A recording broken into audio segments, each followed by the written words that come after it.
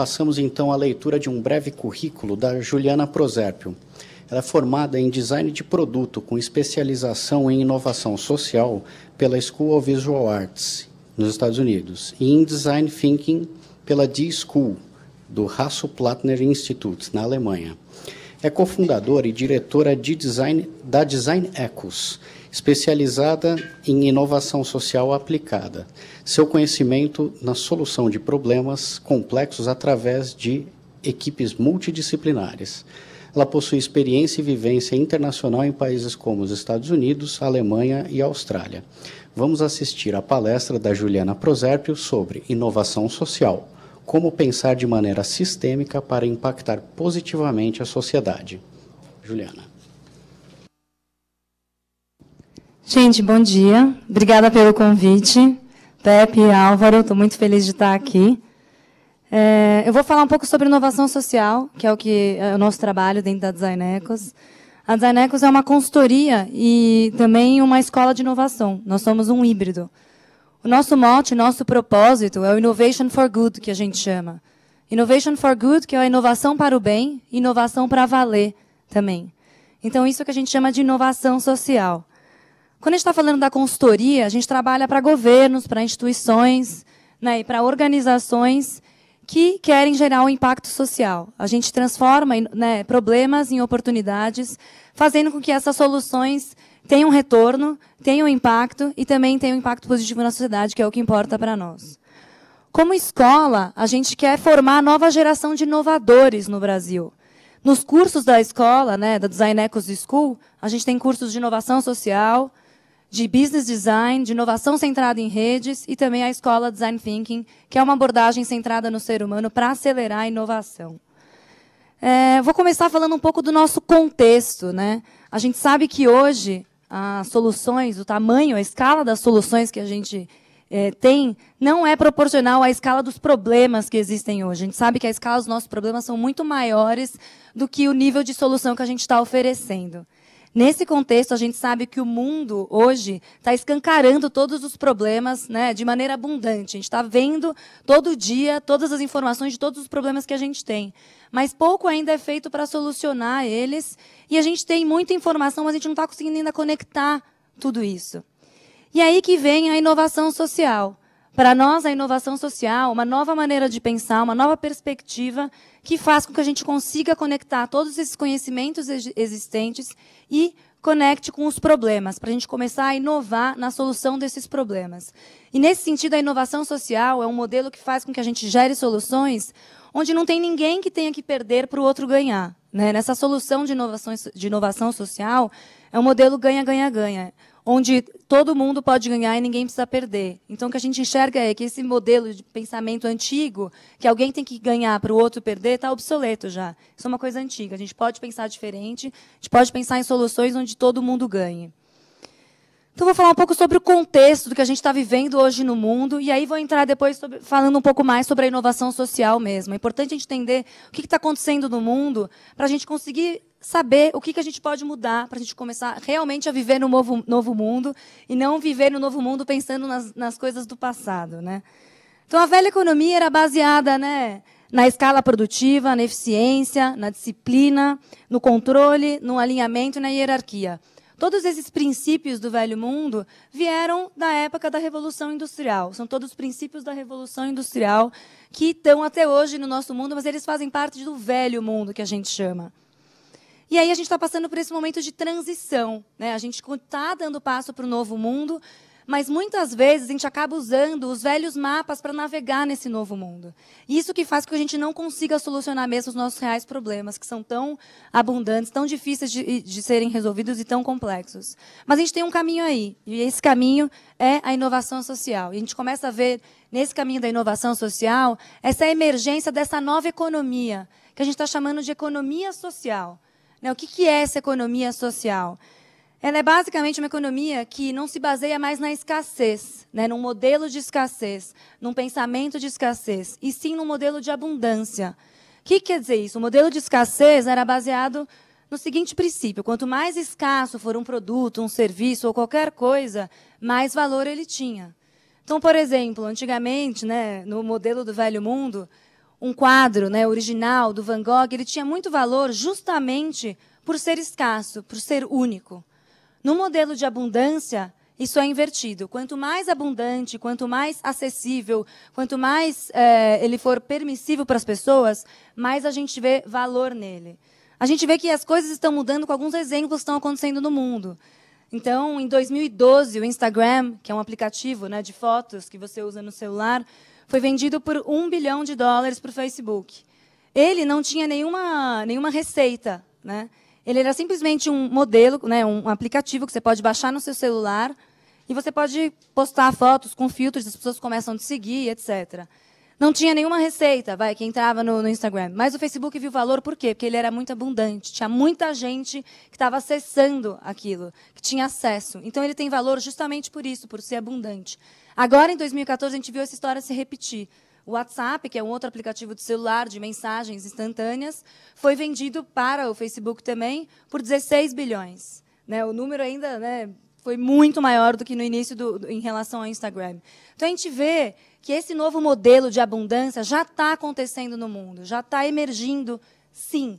Mas, muitas vezes, a gente acaba voltando a pensar no nosso modelo de escassez. A gente precisa mudar o nosso modelo de pensamento para esse modelo de abundância, né? Onde, quanto mais abundante for, melhor. Isso faz com que algumas coisas mudem.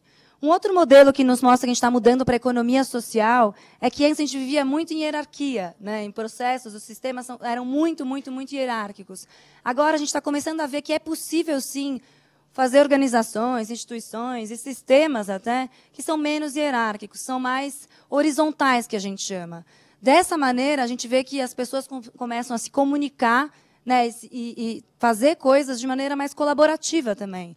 Então, o que antes a gente via que era o modelo do líder, do herói, aquele cara que é o mártir, que vai lá e resolve tudo, ele não é mais tão necessário hoje. Porque a gente começa a colaborar, a gente começa a co-criar, né, com o outro, e aí sim a gente começa a ver soluções. Então, a gente, né, muitas vezes as pessoas perguntam, mas quem fez isso? Fomos todos nós que conseguimos fazer algo acontecer. E esse modelo está emergindo cada vez mais, né? Tem vários modelos que a gente vai mostrar para frente que mostram um pouco dessa emergência. Um outro pilar, né, da economia social que está emergindo. Antes, as empresas, né, ou as instituições só visavam o lucro. Né? O lucro era o maior propósito de uma empresa. E hoje a gente vê que, mais do que lucro, as empresas têm que ter um propósito maior, um propósito relevante, que tem alguma missão, alguma causa. Isso emerge muito no modelo da economia social. O lucro não é mais a única coisa principal. O que a gente vê é que o lucro, sim, nas empresas ainda é muito importante. Ela faz com que uma empresa sobreviva, que uma instituição sobreviva, que um governo sobreviva. A gente está ainda vivendo no modelo capitalista. Mas a gente tem que ter um propósito maior. A relação que a gente faz é como uma pessoa. Né? A pessoa tem que respirar para viver. Se você não respirar, você não vive. Mas você não vai ficar pensando o dia inteiro se você está respirando, se seus pulmões estão recebendo ar, se suas células estão transitando livremente no seu corpo. Se você pensar isso o tempo inteiro, você vai acabar ficando doente. Você vai acabar ficando esquizofrênico, maluco, doido. E é isso que está acontecendo com os nossos negócios, com as nossas instituições. Quando elas pensam só no lucro, elas acabam ficando doentes. Então, a gente tem que ter uma causa maior. O lucro, né, e esse recurso financeiro é, sim, muito importante para a sobrevivência. Mas a gente precisa ter uma causa maior. E é isso que está emergindo, assim, nesse modelo da economia social. O modelo, né, o pilar do propósito. E, por último, a gente começa a pensar nesse último pilar, que é o valor social, né, que antes era o valor privado. Antes, o objetivo, né, das pessoas era, se eu estou ganhando bem, se eu estou fazendo bem, cuidando da minha família, que acaba sendo um coletivo muito privado, muito pequeno, está tudo bem. Né? Não importa se estou fazendo mal para o ambiente ou para a sociedade, está tudo bem se eu estiver fazendo bem para a minha família. Isso não é mais o bastante hoje. Então, essa economia social está emergindo hoje, está fazendo com que a gente veja novas possibilidades. E essas possibilidades podem ser, sim, a inovação que a gente está chamando de inovação social. Nesse novo mundo, a gente vê que existe uma conexão mais profunda à nossa humanidade, né, ao que a gente quer, o que nós realmente somos e quem nós realmente queremos ser como sociedade. A gente precisa começar a pensar nisso. E aí a gente vê que quando esse sistema, né, não consegue mais responder às questões que estão acontecendo tão difíceis e tão complexas, a gente tem que inovar e a gente tem que mudar. E é aí que a gente começa a ver que emerge esse novo mundo, e é isso que a inovação social se propõe, para começar a repensar soluções onde a gente não estava mais achando no modelo anterior, no velho mundo, que a gente estava chamando. Então, o que é a inovação social, né? Que é um tema tão emergente, tão novo e que é tão importante. Quando a gente está falando de inovação social, tem muita coisa envolvida. Tem inovação, que é um ponto, tem o lado social, que é outro, tem inovação social para o setor público, tem inovação social para as empresas, tem inovação social para o terceiro setor, e tem a inovação social que mistura tudo, né? Que é o misturadão, que é o que a gente vai ver, que é o caminho mesmo, que é quando a gente começa a misturar e começa a ter soluções entre os setores. Mas pensando um pouco, né, do que significa esse social, quando a gente está falando de inovação social. A inovação social, dessa palavra, do termo social, é sociedade. A gente está querendo falar da sociedade mesmo, que no mundo moderno quer dizer que a gente está querendo repensar os objetivos dessa sociedade. O que a gente quer? O bem-estar da sociedade como bem comum. Quando a gente fala de inovação social, a gente não está falando só da base da pirâmide, mas também dela. A gente não pode mais excluir, começar a dividir, né, as pessoas nesse tipo de separação, que um é a base da pirâmide, o outro já está vivendo de uma outra maneira, que tem já qualidade de vida. Nós somos todos né, somos pessoas da mesma maneira. A gente tem que começar a pensar em solução que seja bom para todos, não só para um nicho. E, nesse sentido, quando a gente fala também de social, a gente está falando que constitui um problema, uma necessidade social. Como que a gente vai resolver esse problema? E é por isso que a gente precisa pensar quem é que está envolvido nesse problema, quem são todos os atores, como que esse sistema está se relacionando e como a gente vai fazer para resolver esse sistema como um todo, e não só uma ação pontual. No valor social, a gente fala que é a criação de benefícios ou redução de custos para a sociedade, né, por meio de esforços para lidar com necessidades e problemas sociais, de forma que vai além só do valor privado, além só do valor do indivíduo, e sim do valor de todos. Quando a gente está falando, então, do social, a gente está falando de sociedade mesmo. E aí, né, a gente começa a ver que está começando a existir uma mudança no estado de consciência. Antes, a gente enxergava muito o mundo a partir do nosso ego, né? Tem agora um autor, né, um escritor muito, muito bom, que chama Otto Scharmer, que ele fala um pouco disso, dessa transformação que a gente está tendo do mundo egossistêmico, que é focado no indivíduo, que é focado no eu, que é focado no privado, que é focado, né, no shareholder, no acionista, para o mundo do ecossistema, né, do todo, da sociedade. O eco, né, vem de oikos em grego, que significa a casa toda.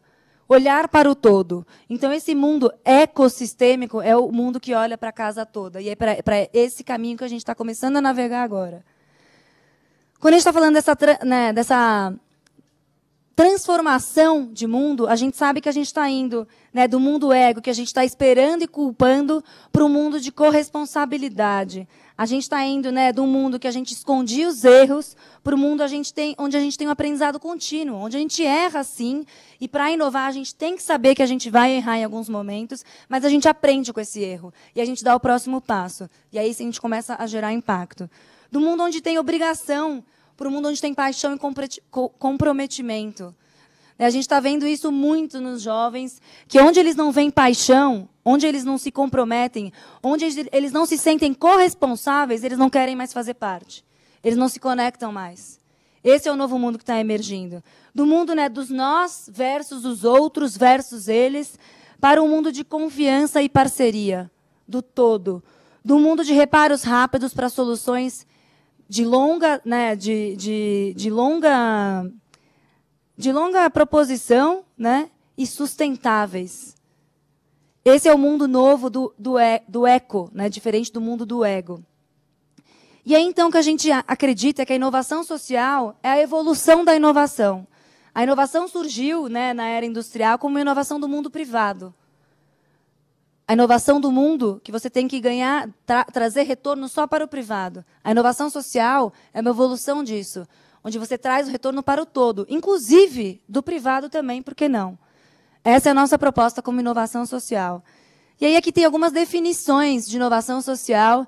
Essa primeira é de Stanford, é uma das que eu mais gosto, que é a inovação social, uma nova solução para problemas sociais, que é mais eficaz, eficiente, sustentável que as soluções já existentes e que crie valor para a sociedade como um todo, ao invés de somente para um indivíduo ou organização privada.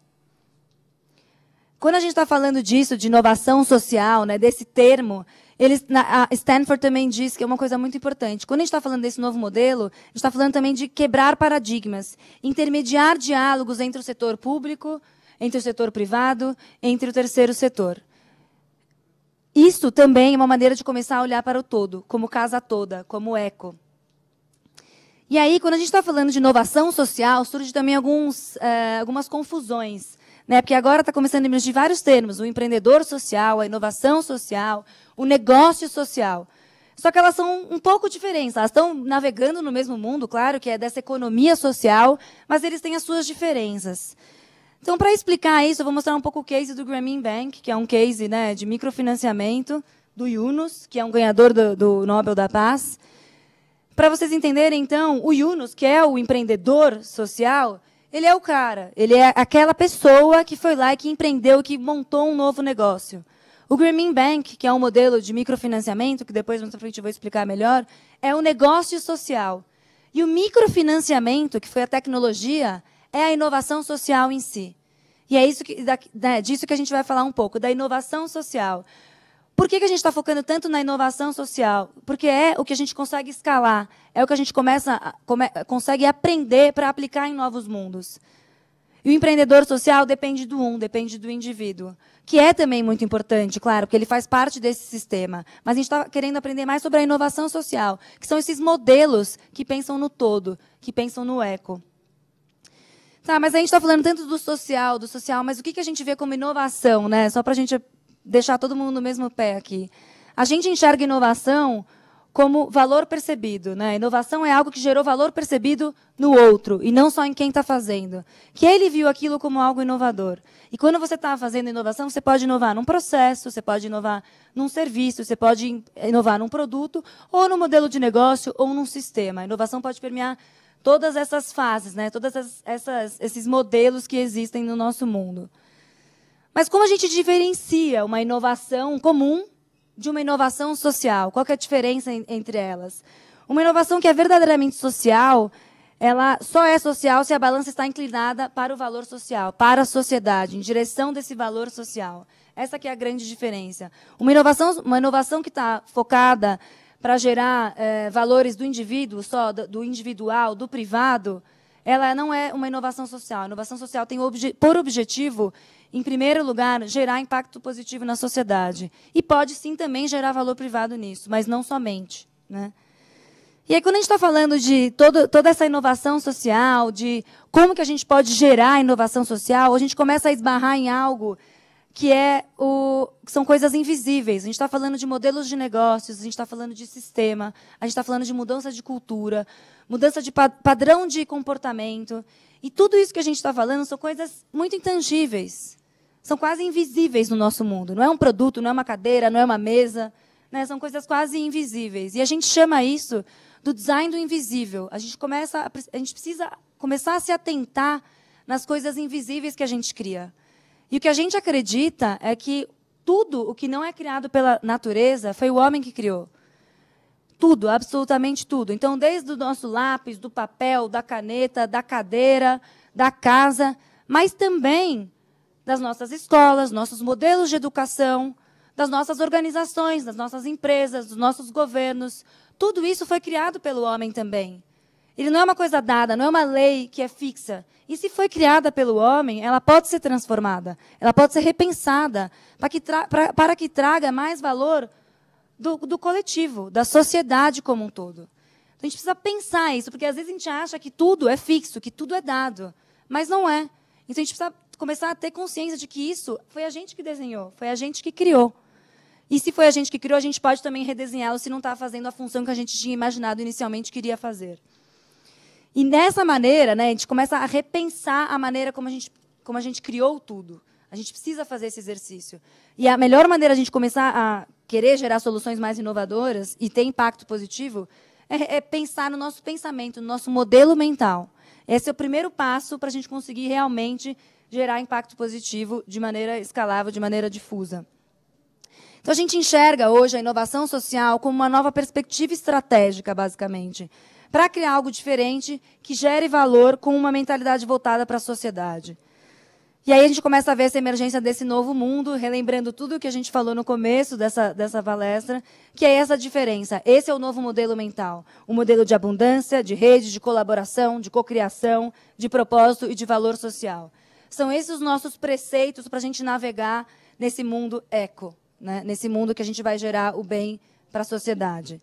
Só que nesses momentos que a gente começa a repensar, a gente está dando o primeiro passo para entrar nesse novo mundo, a gente começa a ficar com medo.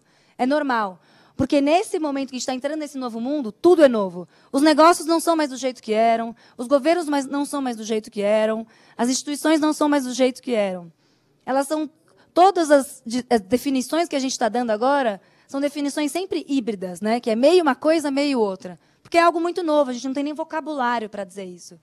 Mas esse medo é saudável, porque o medo nos traz coragem, a gente dá o próximo passo, e aí esse medo se transforma e a gente consegue, sim, fazer algo diferente. Quando a gente está falando, né, dessas novas instituições do novo mundo, surgem esses negócios híbridos, né? Então, o setor 2,5 são os negócios que têm uma missão social muito importante, são os governos que são totalmente transparentes, e são essas inovações que existem agora, que são essas intersecções entre todos os setores. Essa iniciativa é muito bacana aqui do Inova Day, que convida pessoas de diferentes áreas para falar sobre inovação. É uma maneira de você fazer a intersecção desses mundos. É uma inovação social também. E por que a gente vê que tudo isso está acontecendo agora, né? Por que está tendo essa transformação? A gente enxerga que essa transformação, né, do capitalismo acompanha a evolução da nossa consciência. É uma evolução de consciência também. A gente vê aqui que está tendo uma evolução dos modelos né, de capitalismo que foram evoluindo. O último, né, a gente teve um modelo inicial, que era um modelo pré-moderno, que era um modelo que a gente era 100% centralizado, que a gente tinha ainda a escravidão, que era o nosso modelo de trabalho. A gente passa para um modelo mais de mercado livre, onde começa a ter trocas, onde o trabalho começa a existir. Você tem a troca de trabalho por algum valor. Essa já é uma evolução. Depois a gente entra no momento do mercado livre, né? Onde você pode fazer trocas sem ter nenhum tipo de controle. E a gente achou que isso fosse a melhor solução, que isso iria nos ajudar a equalizar e gerar o bem para a sociedade como um todo. E aí a gente começa a entrar num novo modelo, que é o modelo 4.0, que está sendo chamado, que é o modelo cocriativo e colaborativo da economia. E nesse modelo a gente começa a ter essas intersecções. Né? A gente começa a ter um novo mundo, que é um mundo de abundância, que é um mundo da evolução do capitalismo. Que a gente está falando do capitalismo consciente, do capitalismo social, tem vários nomes ainda para isso. E aí, nesse mundo, a gente começa a ter que pensar nesses sistemas ganha-ganha-ganha, né? Onde todos os atores envolvidos têm que gerar algum benefício comum e algum benefício para a sociedade, além do benefício para si próprio. Isso é um sistema ganha-ganha, onde todo mundo que está envolvido nessa equação faz parte da solução também. Então, o que a gente enxerga é, se você está querendo resolver algum problema complexo, alguma coisa que gere valor para a sociedade, você precisa envolver todos os atores para conseguir solucioná-lo. Quem faz parte do problema tem que fazer parte da solução também. Por que não? Né? A gente sabe que, hoje, quanto mais a gente pensa no outro, quanto mais a gente envolve, mais possibilidade de solução de real impacto a gente consegue. Então, aqui nesse slide, a gente começa a ver o que a gente tem que pensar no momento de solução ganha-ganha-ganha. Né? No momento das relações diretas, né, com o outro, de duas instituições ou de dois seres individuais. Depois você começa a ver do time inteiro, como que o time inteiro também vai ganhar nessa relação. Depois você começa a ver como que a organização vai ganhar também nessa relação, como que os seus clientes vão ganhar nessa relação, como que a sociedade vai ganhar nessa relação, como que o mundo vai ganhar nessa relação. Pensar nessas instâncias. Quando a gente está pensando nessas instâncias, a gente está falando, de novo, do design do invisível. A gente precisa começar a desenhar esse modelo ganha-ganha-ganha. Se não tiver consciência disso, a gente não começar a projetar isso, a gente não vai conseguir gerá-las. E hoje a gente consegue ver isso, a gente consegue identificar esses modelos ganha-ganha-ganha. E aí agora eu vou entrar um pouco nos exemplos, né, de inovação social e de casos que estão começando a entrar nesse mundo 4.0, estão começando a gerar esses sistemas ganha-ganha-ganha. O primeiro case é o case do Grameen Bank. Não sei se a maioria aqui de vocês conhece. É um caso de microfinanciamento que surgiu em Bangladesh com o Yunus, né, que é o empreendedor social. E a inovação social foi esse modelo que foi o microfinanciamento. Como que isso aconteceu? Como que foi, né, a história para isso se tornar um modelo tão escalável? O Yunus viu que tinha uma população grande em Bangladesh que vivia numa pobreza estável. Né? O que significava essa pobreza estável? Eles não conseguiam gerar lucro suficiente, né, individual para conseguir passar e conseguir comprar os materiais suficientes para eles serem autossuficientes no trabalho. Qual foi a visão dele? Ele viu um grupo de costureiras que trabalhavam e tinham que pagar, nesse trabalho delas da costura, para alugar a máquina de costura. Nesse aluguel da máquina de costura, que era alugado por um agiota, elas acabavam quase todo o dinheiro que elas conseguiam ganhar, elas tinham que pagar no aluguel dessa máquina. E aí o pensamento dele foi, se eu conseguir fazer um empréstimo para essas mulheres, para elas conseguirem comprar a máquina de costura, que não custa caro, elas vão conseguir ter um lucro muito maior a longo prazo e vão conseguir ser autossuficientes, conseguir sustentar a família e vão sair dessa pobreza extrema. E aí ele fez o teste com algumas mulheres e viu que essas mulheres, ele tinha estimulado um prazo para devolução desse empréstimo que ele tinha feito. Ele, se não me engano, ele emprestou $27 para 40 mulheres, né, da primeira vez, o primeiro teste que ele fez. E essas mulheres devolveram o dinheiro num prazo menor do que ele achou que elas iriam devolver. Então, ele viu que isso funcionava. Né? Nenhum banco nunca tinha feito um empréstimo para essas pessoas, para essas mulheres, porque elas não têm nem comprovante de residência, nem nada, não estão inseridas no sistema bancário. E ele fez esse teste para ver se elas iriam devolver o dinheiro. E elas devolveram. A partir daí, ele criou um sistema, né, para escalar esse modelo, onde esse empréstimo é feito em grupos, né, para que o sistema dele seja mais reduzido, para ele conseguir fazer com que esse negócio seja mais eficiente. Então, ao invés de ele fazer um empréstimo direto, de 1 para 1, ele faz um empréstimo em grupo. Então, ele faz grupos de 5 pessoas, e ele faz esse empréstimo para 5 pessoas, né, que vão se autogerenciar para devolver o dinheiro para o Grameen Bank. Se esse dinheiro não for devolvido para o Grameen Bank, você não consegue fazer um novo empréstimo. Então, é uma maneira de você não ter que ter a relação de cobrança de 1 para 1. O próprio grupo se cobra para você conseguir ter o retorno desse empréstimo mais rápido. Qual que é a ideia, né, do Yunus? Ele ganhou o Prêmio Nobel da Paz porque ele acha que a pobreza é uma coisa, não é um sistema natural. É um sistema que foi desenvolvido pelo homem. E ele acha que, se foi um sistema desenvolvido pelo homem, a gente pode acabar com ele. A gente pode ter um mundo sem pobreza. O sonho dele é que, daqui a alguns anos, a gente vá no museu para ver fotos de que era a pobreza, né, do que era isso. Tomara que a gente consiga chegar lá mesmo. Aqui é um pouco do sistema que ele mostra, né, de empréstimo, que vocês podem ver um pouquinho melhor na tela. E aí vou falar também de um outro case, né, de microcrédito e também de moeda social que acontece no Brasil, que é o Banco Palmas, que é em Fortaleza, na periferia de Fortaleza, que é um modelo semelhante ao microcrédito, com uma grande diferença. Né? O empréstimo é feito também em grupos, né, baseado nos vizinhos, eles são os credores da pessoa que faz o empréstimo. E tem uma outra inovação aí, que é a criação de uma moeda social. Essa moeda social, uma moeda que só circula no bairro, né, naquela região, é uma moeda que é pareada com o real, ela tem o mesmo valor do real. E para que ela serve, essa moeda? Se ela só circula naquele bairro, a ideia é que a riqueza que seja gerada no bairro fique no bairro e seja reinvestida no bairro, fazendo com que mais empregos sejam gerados, fazendo com que o dinheiro fique e seja reinvestido no bairro para que o bairro consiga sair da pobreza como um todo. Aqui um pouco mais, né, das fotos do microfinanciamento no Banco Palmas. Uma curiosidade é que o empreendedor, né, social, ele era um ex-padre. É interessante você pensar que um ex-padre pode ter se tornado, né, um empreendedor social que está abrindo um banco, teoricamente. E aí vou mostrar um outro modelo também de inovação social, que é o microempréstimo. Essa plataforma chama Kiva. É um modelo onde qualquer pessoa, em qualquer localização do mundo, pode fazer um microempréstimo. Os microempréstimos são de $25, e você conhece a história de algum microempreendedor em qualquer lugar do mundo, que não tem acesso a crédito, e você faz um empréstimo direto para essa pessoa através da plataforma. Você conhece as histórias que são filmadas e você escolhe para quem que você vai fazer esse empréstimo de $25. Como que funciona? O Kiva, que é essa plataforma, tem parceiros locais, né, em diversos lugares do mundo, que normalmente são organizações sem fins lucrativos que têm o contato com esse microempreendedor e fazem esse empréstimo de dinheiro. Toda vez que você empresta $25, né, você empresta para alguém, dali a algum tempo, essa pessoa te devolve, e na hora que esse dinheiro é devolvido para você, $25, o Kiva te fala, você quer resgatar esse dinheiro ou você quer emprestar de novo? Como é um microempréstimo, normalmente as pessoas emprestam de novo esse dinheiro e o dinheiro fica circulando. Esse modelo de negócio, que é uma inovação social do microempréstimo, é um modelo de negócio sem fins lucrativos. O Kiva é uma organização sem fins lucrativos.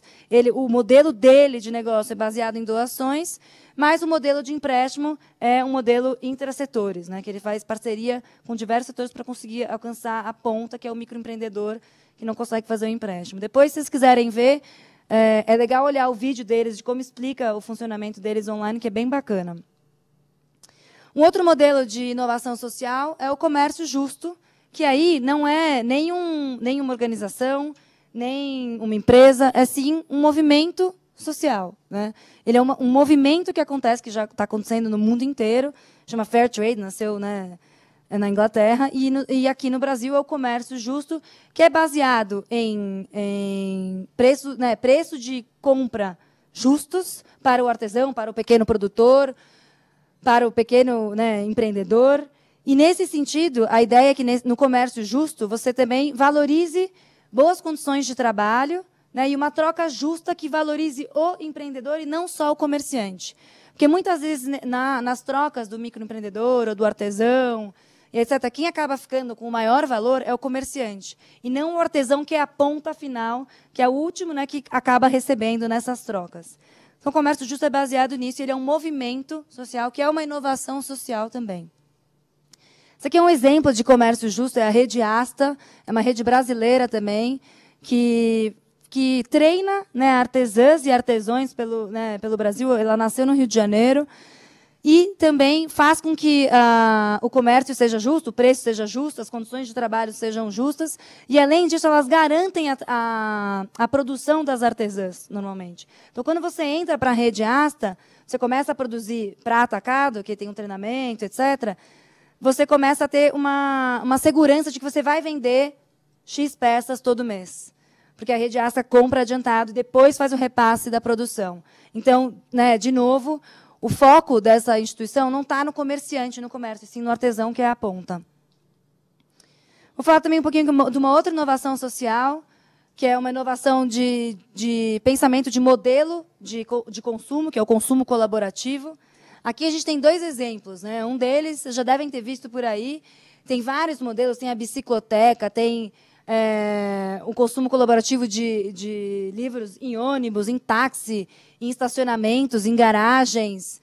Tem diversas. É o consumo colaborativo que você pega um livro, põe outro de volta, ou não põe se você não tiver na hora, e isso vai girando, né? Uma maneira de você não ter que consumir, você não ter que comprar, mas sim trocar, né? Que é uma nova maneira de consumo. Um outro modelo do consumo colaborativo é uma plataforma que chama de Escola Aí, que você entra nessa plataforma e você pode trocar coisas. Vamos dizer que você tem uma furadeira que você não usa nunca, e aí você precisa de uma batedeira, vamos supor. E aí você troca uma furadeira por uma batedeira. Essa plataforma te permite fazer isso, né? Ou você pode também trocar serviços, não precisa ser só produtos. Eu posso dar aula de inglês e eu quero uma lavagem no meu carro, em troca. Não sei, pode ser qualquer coisa. Então, uma inovação também de um tipo de consumo que foi baseado numa tecnologia relativamente simples, que é uma plataforma tecnológica, que você consegue fazer com que pessoas de lugares, né, diferentes, longes até, façam trocas sem ter que usar uma moeda ou um capital financeiro para essa troca acontecer. Existe mais um modelo de inovação social, que é o modelo de doação. A gente chama esse modelo de modelo 1 para 1. Esse caso é um caso que ficou muito famoso, é o Tom Shoes, né? É um modelo de doação, só que é um negócio com fins lucrativos. Eles são um negócio, eles vendem sapatos, eles nasceram vendendo sapatos. A cada sapato que você compra, você automaticamente doa um sapato para uma criança que não tem acesso a sapatos. Esse modelo fez muito sucesso, eles estão, né, ganhando muito dinheiro também, além de gerar bastante impacto. E aí, depois de muito sucesso, eles viram que eles poderiam dar o próximo passo, não precisaria ficar só nos sapatos. Né, a própria comunidade cobrou eles disso. Qual que é o próximo passo do Tom Shoes? Né, o que vocês podem fazer, além de doar sapatos? O que mais vocês podem fazer? Eles fizeram muitas pesquisas com a própria comunidade para ver o que era muito relevante de ser feito. E eles começaram com o modelo do Toms, agora não chama mais Tom Shoes, chama só Toms. É um modelo de acesso à visão. Então, você compra um óculos, toda vez que você compra um óculos, você ajuda alguém a restituir a visão. Um outro modelo que está escrito errado aqui é o modelo de arredondamento, que tem 2 modelos. Um deles é o arredondar, que a Nina depois vai contar para vocês bem melhor do que eu. E o outro modelo é o modelo do Bank of America, que chama Keep the Change, ou seja, fique com o troco. Né? Como que surgiu esse modelo? Eles se identificaram, né, depois da crise nos Estados Unidos, que tinha muita gente que não estava conseguindo poupar dinheiro, que não estava conseguindo economizar para ficar com dinheiro na poupança, estava se endividando. E aí os bancos começaram a sofrer também com isso. Com esse endividamento da população americana, e as pessoas não conseguindo poupar, as pessoas começaram a ficar muito infiéis nos seus relacionamentos com os bancos. Todo mundo trocava muito de banco, a cada 6 meses, a cada 3 meses, eles trocavam muito de banco. E aí eles começaram a querer entender por que isso estava acontecendo, né, e qual que era o maior problema do americano nesse momento. Nessas pesquisas, eles identificaram que o maior problema deles é que eles não estavam conseguindo poupar. Eles, culturalmente, também, por causa da crise, né, tem a cultura, que também o brasileiro também tem essa cultura, né, que não poupa muito dinheiro. E, além da cultura, tinha acontecido uma crise muito grande e eles estavam com muita dificuldade de poupar. Durante essa pesquisa, eles também entrevistaram uma senhorinha que contou para eles como que ela fazia para poupar dinheiro. Então, ela dizia que ela ia com dinheiro, por exemplo, tomar um café, e comprava um café que custava, vamos dizer, $3. Nos Estados Unidos, normalmente, a taxa vem depois. Né? Então, os $3 viravam 3,33, por exemplo. E aí, ela ia pagar. Quando ela pegava o troco disso, ela dava $4. Quando ela pegava esse troco, que dava centavos, ela pegava esse troquinho e punha num cofrinho dela. Isso era a maneira que ela fazia para poupar dinheiro. E aí eles tiveram um insight, né? Quem desenvolveu isso foi uma consultoria que chama IDEO, desenvolveu pro Bank of America.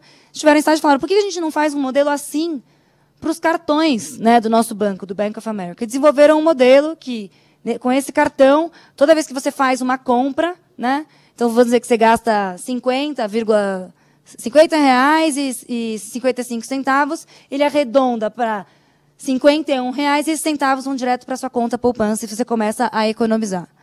Esse modelo fez muito sucesso, né, nos Estados Unidos. Eles começaram a ter uma grande retenção de clientes e diversos novos clientes foram para o banco para conseguir ter esse cartão, para conseguir poupar, porque foi a única maneira que eles conseguiram poupar. Então, isso também seria um modelo de inovação social, que é um modelo, né, a inovação social é um modelo de arredondamento. Isso é inovação social, que depois a Nina vai falar também um pouco do que é isso do arredondar. Um último modelo, né, que a gente identificou como um modelo também de inovação social, é o modelo de colaboração. Um exemplo disso é um supermercado que existe na Inglaterra que chama People's Supermarket. Esse supermercado aqui tem uma imagem melhor, eles têm diversos preceitos. Né? Um dos preceitos é que eles querem que o supermercado seja barato, muito acessível, para que todo mundo possa consumir no supermercado. O outro preceito é que eles querem economizar o desperdício de alimentos.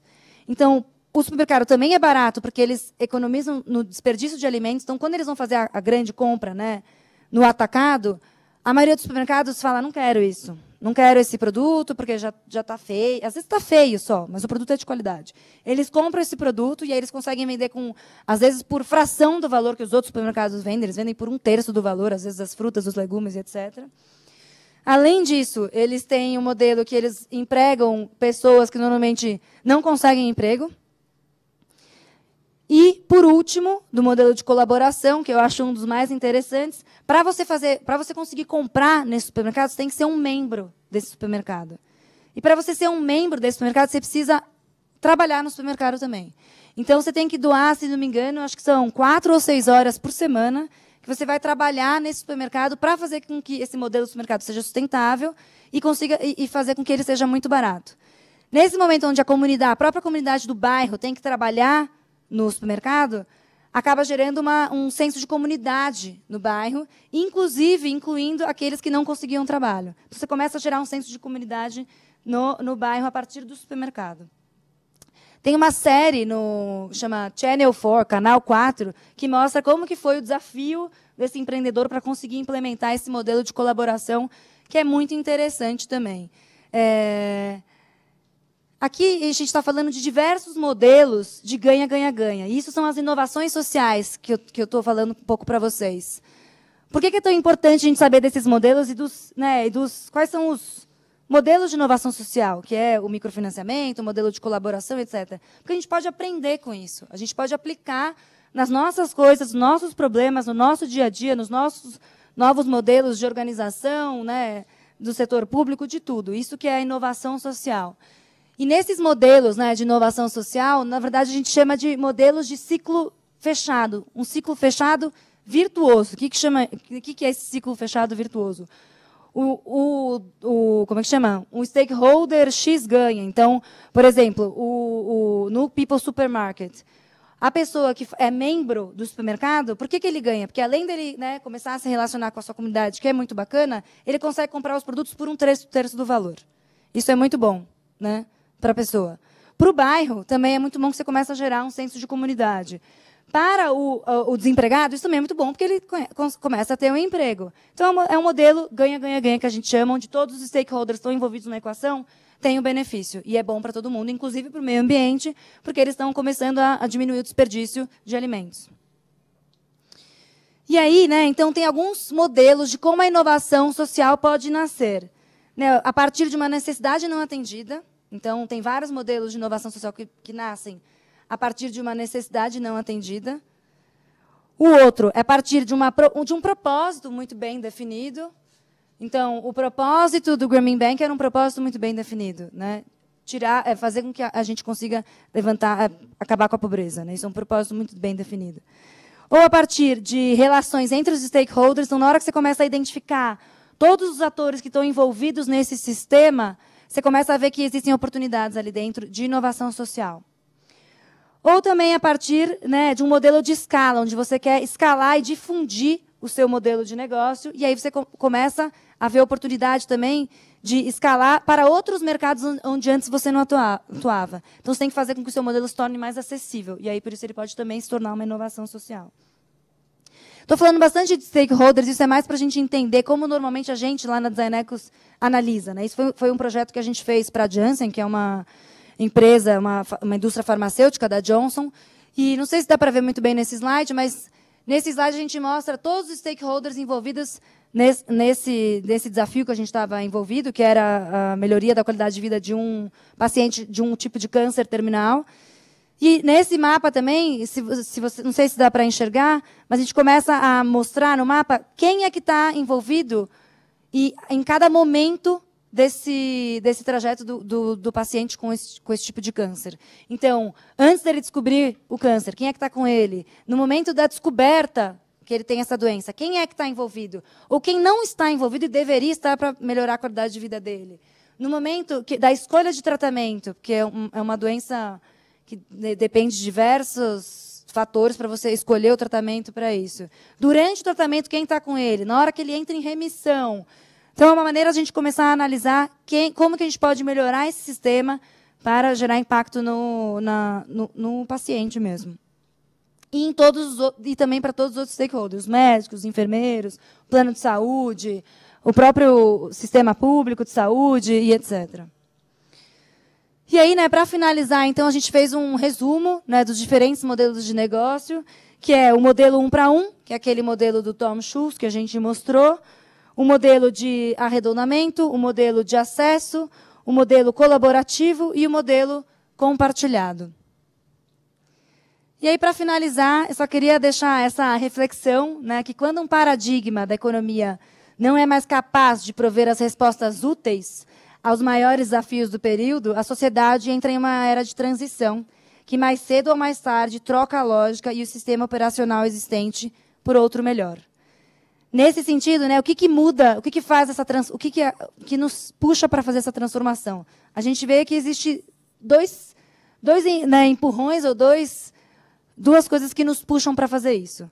Uma delas é o desafio exterior, né, então é um impulso que te dão, que, ao nosso ver na Design Nexus, o que a gente está fazendo são as nossas consultorias, que a gente faz com que a gente empurra as organizações para fazerem essa transformação, é um fator externo. Ou é o desafio interior, o desenvolvimento de consciência mesmo da população, de cada um, do indivíduo. E aí, na Design Nexus, o que a gente está fazendo é o modelo da escola, que é o modelo de impacto para a gente gerar mais consciência e gerar mais cabeças pensantes para começar a gerar inovação social. Agradeço, de novo, o convite de estar aqui com vocês. Espero que tenha sido gostoso de ouvir, que tenha sido esclarecedor sobre a inovação social. E, de verdade, acho que todo mundo pode, sim, aplicar a inovação social. E não é tão difícil de fazer, só um pouquinho, porque o sistema é complexo. Mas, quanto mais a gente navegar nesse mundo eco que a gente conversou aqui hoje, fica mais fácil. Então, obrigada.